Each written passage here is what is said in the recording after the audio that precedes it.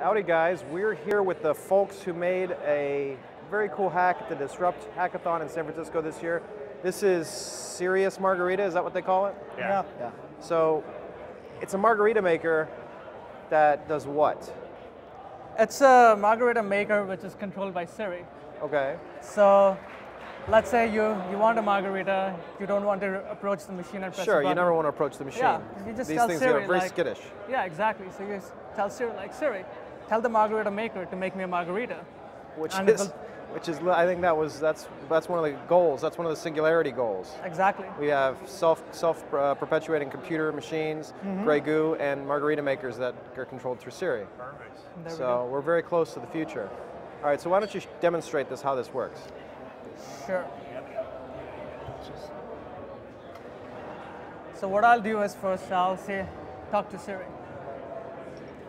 Tell margarita maker to make me a margarita.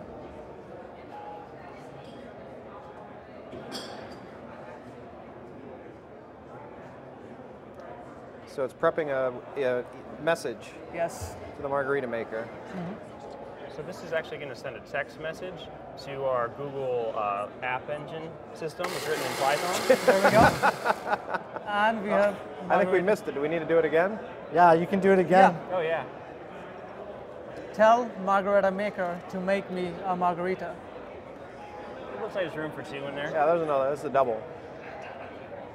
Sorry, that's You're why right. it's okay. You, Tell margarita maker to make me a margarita.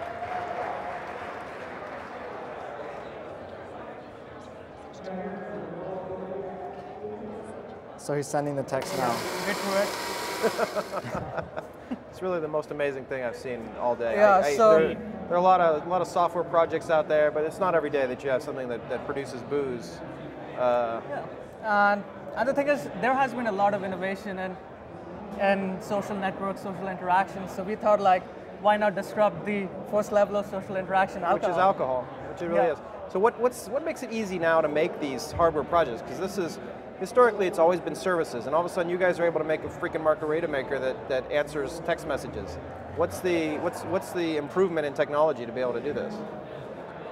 There's a lot of things. Honestly, one of the biggest things that really made all this stuff take off is just sort of like the social, like, hardware space. And people like SparkFun is like a great example of how, because people are getting on the internet and talking to each other about how this stuff worked, that the space could really start growing. Before that, it's just some few people who know how to do it in their garage.